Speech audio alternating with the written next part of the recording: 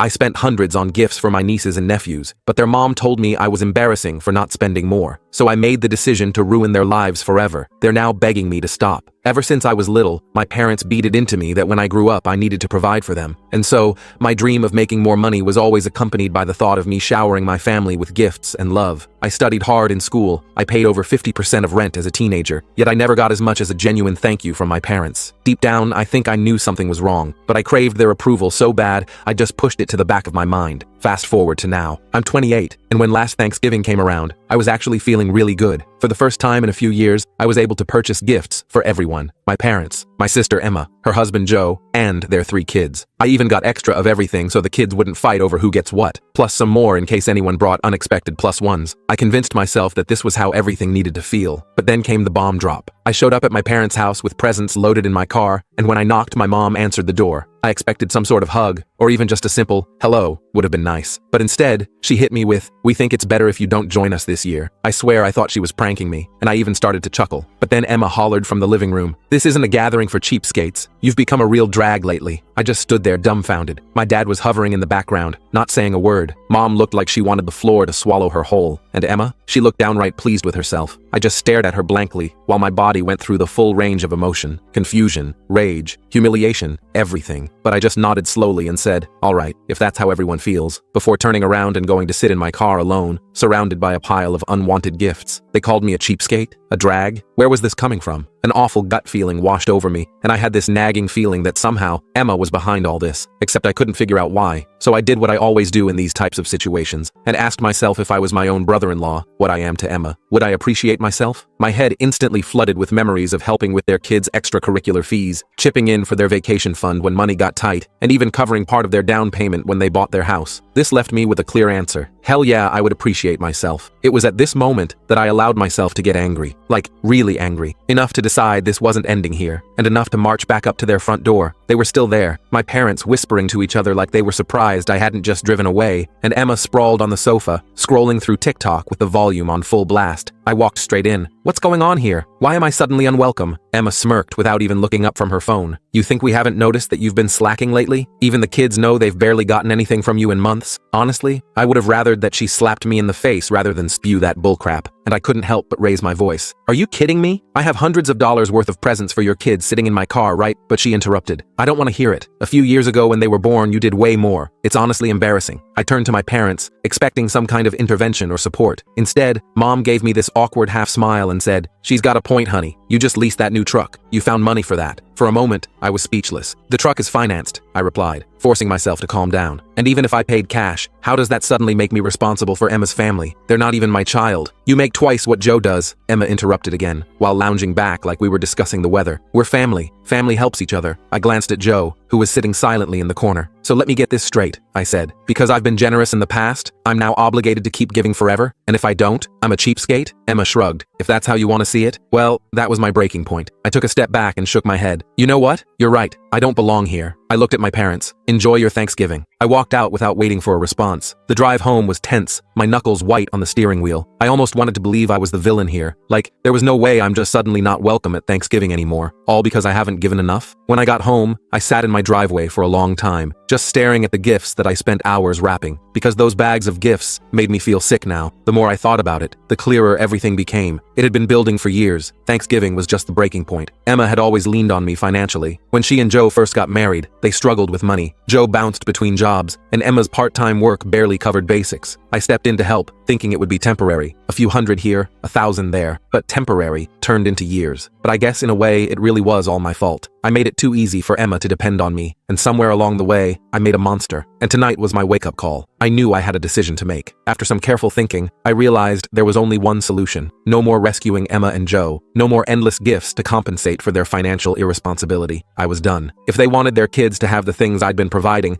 they could figure it out themselves. It wasn't easy. Cutting off my sister meant potentially damaging my relationship with her, her children, and possibly my parents. But I couldn't continue being treated like an ATM instead of a brother and uncle. I didn't reach out to anyone, and no one contacted me either. I thought maybe they got the message, but I should have known Emma wouldn't wouldn't let it go that easily. The silence stretched through Christmas and New Year's. No calls, no texts, nothing. For the first time in forever, I spent the holidays completely alone. It wasn't that I expected them to reach out, but it felt strange when the ball dropped at midnight and my phone remained silent. I won't lie, I thought about calling several times, but whenever I picked up my phone, I remembered Emma's smug face and her words, gathering for cheapskates. I'd been their safety net for years, and they had the nerve to treat me like I was disposable? No thanks. By mid-January, things started shifting. Joe had always been the quiet type who avoided confrontation, but one evening, I got a text from him out of nowhere. Just wanted to say I'm sorry about Thanksgiving. I don't agree with what happened. Emma won't listen to me, but I thought you should know. I stared at my phone for a long time, unsure how to respond. Part of me appreciated knowing someone in the family recognized the injustice, but Joe had sat there silently that night, and his apology now felt insufficient. I finally replied, "Thanks for saying that, Joe, but this isn't something I can just brush off." He didn't push it further, which was fine by me. Then, in early February, Emma showed up at my apartment unannounced. I was in the middle of a video call when I heard aggressive knocking. I tried ignoring it at first, but it just kept going. When I finally answered, there stood Emma, looking frazzled and irritated. "We need to talk," she said, pushing past me before I could object. I crossed my arms. "What's this about?" She didn't waste time. "You need to stop this childish behavior and start helping out again." I laughed in disbelief. "Helping out? You mean financing your life? I told you I'm done with that." She glared at me. "You're the one with money to spare. Do you know how hard it's been for us since you decided to throw this tantrum? The kids barely have what they need. Joe's struggling to keep everything together, but we can't manage without your help." I couldn't believe what I was hearing. "Are you listening to yourself? You're a grown woman, Emma. You have a husband and children. If you need more money, find better jobs. It's not my responsibility to solve your problems. You've always helped before," she snapped. "Why are you being so stingy now?" "Stingy?" I echoed. "You want to talk about stingy? Let's talk about how you lied to our parents about me, turned them against me, and then banned me from Thanksgiving because I supposedly wasn't generous enough with your kids. And now you're here asking for more? That takes some serious nerve." She started to interrupt, but I held up my hand. "We're done here. I'm not giving you another penny, and I don't want to hear from you again until you learn how to act like an adult." She stood fuming for a moment before finally storming out. After Emma left, I thought that would be the end of it for a while. She'd sulk, maybe complain to our parents, but eventually realize I wasn't backing down. I was wrong. 2 days later, I got a call from an unknown number. I don't usually answer those, but something told me I should. "Hello? Is this Alex?" a woman asked. "Yes. Who's calling?" "This is Patricia Wilson. I'm an attorney. I represent a client who's raised concerns about certain financial matters involving your family. Do you have a moment to discuss this?" I froze. "An attorney? What financial matters?" "I can't go into specifics over the phone," she continued professionally, "but it involves financial contributions you've made to your sister Emma and her family, particularly the use of those contributions. Would you be willing to meet at my office?" My mind raced with possibilities. Had Emma taken out loans in my name? Was she using my information for something illegal? Or was this just another desperate attempt to guilt me into giving her money again? "Who's your client?" I asked cautiously. There was a brief pause. "I'm afraid I can't disclose that right now, but I assure you, you're not being sued. This is more of an informational meeting." Against my better judgment, I agreed to meet. Curiosity got the better of me, and I couldn't shake the feeling that there was more happening than just Emma being entitled. When I walked into Patricia Wilson's office the next day, she dropped a bombshell almost immediately. "My client is Joe," she said, sliding a folder across her desk. I blinked in surprise. "Joe? Why would he need a lawyer?" Patricia watched me carefully. "He believes Emma has been misusing the money you've given them over the years. He has evidence suggesting she's been hiding funds from both of you." My stomach dropped. "Hiding money? What do you mean?" She opened the folder, revealing bank statements, receipts, and screenshots of text messages. "Joe suspects Emma has been diverting your financial contributions into a separate account. Based on these records, she appears to be using the money for online shopping sprees and secret spa weekends, rather than family expenses." I stared at the documents in shock. "You're telling me all those times I helped with bills and the kids' needs, that money never went to them?" Patricia nodded grimly. "That seems to be the case. Joe discovered this recently, and came to me because he wasn't sure what to do. He was hesitant to involve you initially, but given recent events, he felt you deserved to know." I couldn't believe what I was hearing. Emma had been playing me all along, taking money I thought was helping her family and blowing it on herself. I felt angry, betrayed, and completely stupid for not seeing it sooner. "Does Joe have solid proof?" I asked tensely. Patricia nodded and pushed the folder closer. "See for yourself." I flipped through the documents, finding transfers from my account to their joint account that matched times I'd helped with emergencies. Then there were withdrawals to a separate account in Emma's name alone. Transactions from that account showed expensive online shopping, spa retreats, and even a weekend getaway with someone named Jen that Joe apparently knew nothing about. "Unbelievable," I muttered, shaking my head. "And Joe just found out?" "He only discovered the separate account recently," Patricia explained. "He had suspicions for some time,